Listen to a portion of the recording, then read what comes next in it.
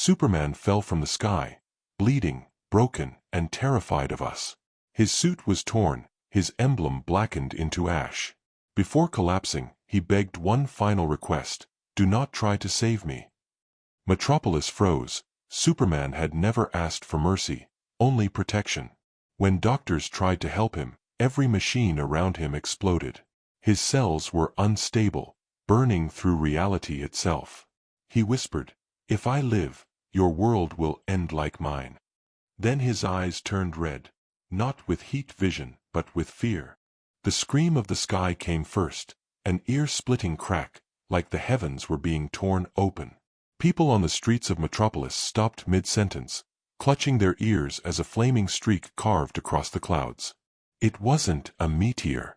Meteors don't shake buildings with sonic shockwaves or carry the silhouette of a man.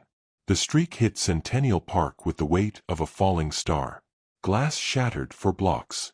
Trees bent like they were bowing to something greater. When the smoke lifted, the world went silent. At the center of a smoking crater lay Superman. But not their Superman. His suit, though familiar, was wrong. Ashen gray instead of blue, the cape frayed and shredded, the iconic S emblem cracked like broken glass. His boots melted into the dirt, still glowing faintly as if they had walked through a furnace. One hand was clenched, gripping nothing but scorched air. The other trembled, pushing against the ground as if gravity itself were crushing him. Before anyone could approach, the Justice League arrived. Batman's Batwing touched down with surgical precision. The Flash circled the crater, scanning the scene with a blur of red light. Wonder Woman strode forward, shield raised defensively. And then, hovering overhead, the Superman of this Earth landed, eyes wide with disbelief.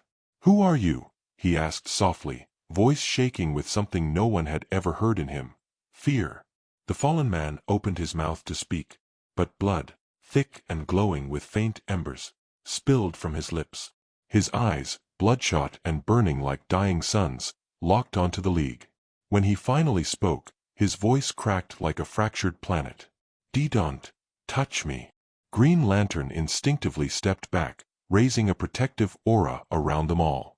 Batman knelt at the crater's edge, gadget already scanning. The moment his device emitted a beep, it short-circuited, sparking violently in his hand. Cyborg's connection to the watchtower destabilized for a second, static scrambling across his systems. Superman, horrified, moved forward anyway. "We can help you," he assured. The stranger shook his head violently. It looked painful, like every muscle resisted the motion. "Help is death. Why your world dies if I live." His body convulsed, and the ground trembled.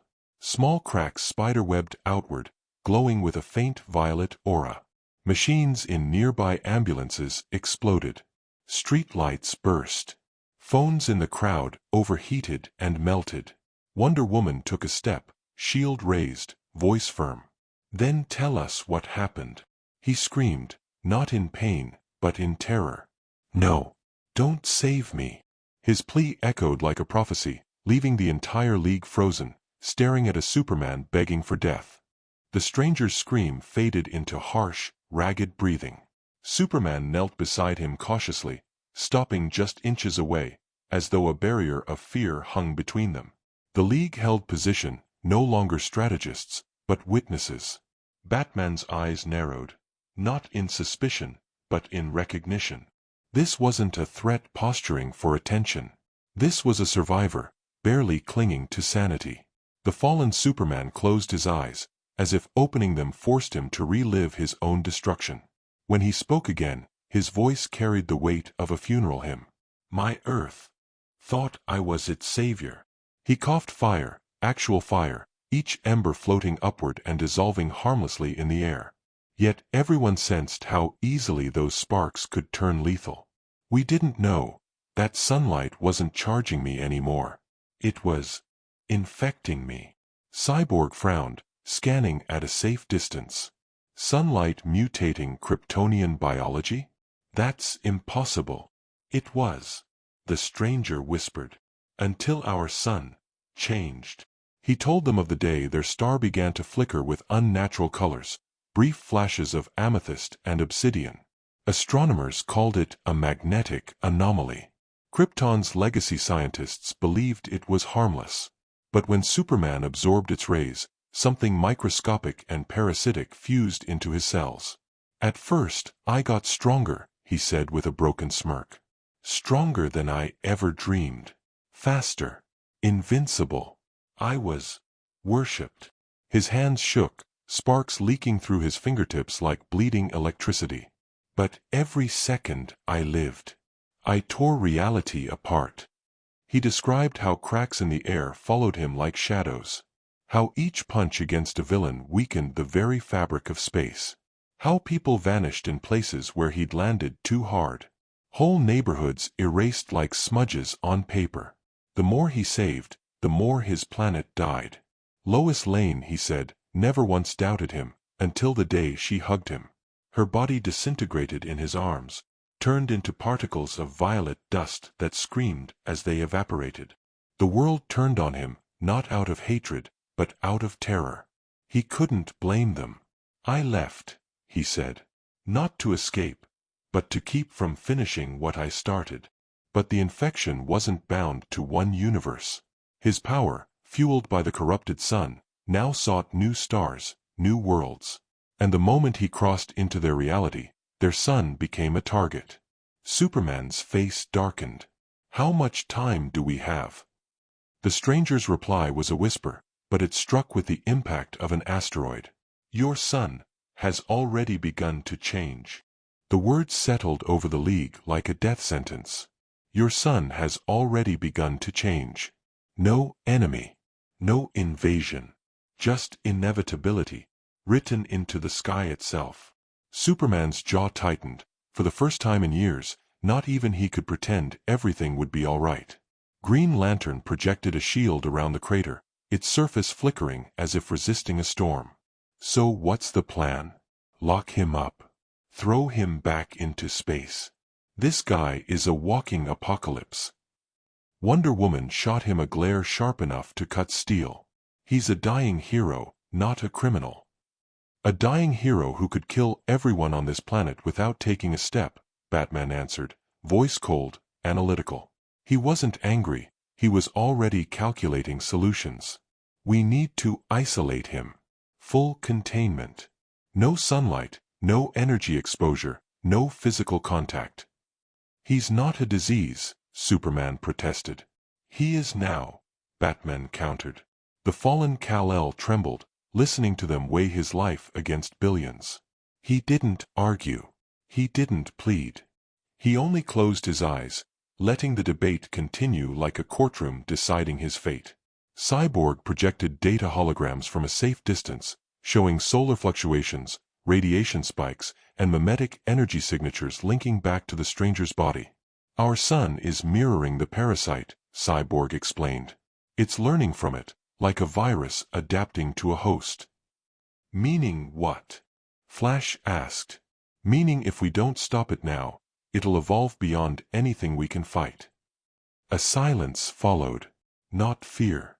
Calculation. Superman stood, hands clenched, wrestling with something deeper than duty. "There has to be a cure." "There isn't," the stranger whispered. His voice was calm, final. "We tried everything. Kryptonian science. Magic. Alien tech. We even gave our sun an artificial eclipse. Nothing stops it. Nothing reverses it. The only solution is removal." Cyborg's eyes widened. "You're saying we need to remove you from existence?" "Before the star fully bonds to me," the stranger corrected. "Once it does, it won't need a host anymore." Green Lantern lowered his ring slightly. Flash's shoulders slumped. Even Batman paused. The stranger wasn't asking to be saved. He was asking for execution. Superman shook his head, voice cracking. "We don't kill. Not even you." The dying Kal-El looked at his counterpart with a haunted sadness. "Then you will kill your world by saving me." His words weren't a threat. They were prophecy. The wind around the crater shifted. Not by weather, by intent. Before another argument could unfold, the dying Superman pushed himself upright. His motions were slow, almost skeletal, but they carried the gravity of a god who could no longer trust his own strength. Violet sparks dripped from his skin like burning snowflakes. The Flash instinctively moved to catch him, then stopped, remembering a world that had disappeared from a single touch. "Don't debate my fate," the stranger murmured. "Decide it." Superman reached to steady him, but the stranger flinched back violently, bursting with a flare of unstable light. The crater deepened, rock liquefying at their feet. Even helping him was killing the earth. He floated upward, not soaring, but being pulled, like gravity reversed only for him. Wonder Woman stepped forward, lasso half drawn. "We haven't chosen anything. You are not alone in this." His eyes softened with an unbearable sadness. "That's the problem." A rumble cracked across the horizon.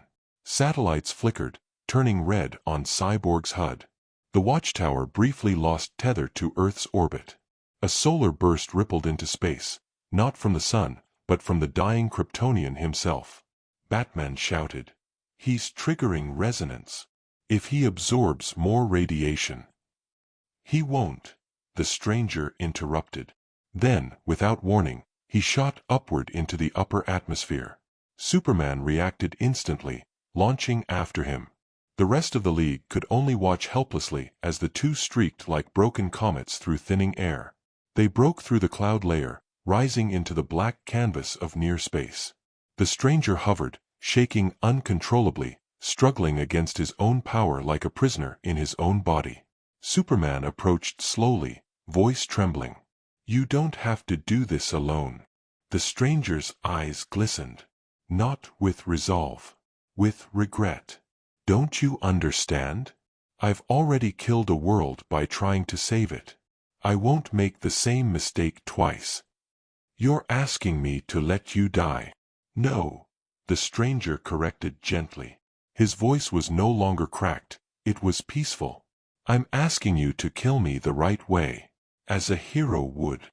Superman shook his head, tears scattering into the void like frozen diamonds. "There has to be another way."